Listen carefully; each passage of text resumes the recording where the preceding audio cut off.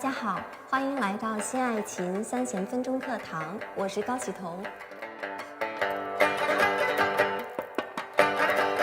本节课呢，我们继续来学习《高山流水》的第2段。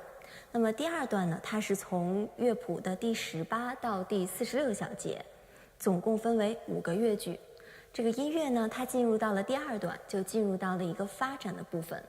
我们之前在第1节课说到过，这个像河南板头曲这类的音乐，它善于用有限的旋律素材，通过技法性的变奏来给音乐的发展造成层次。那么从第2段音乐开始，我们就可以逐渐体会到这种音乐它的发展特征了。好，那么接下来我们还是来逐句进行学习。第1句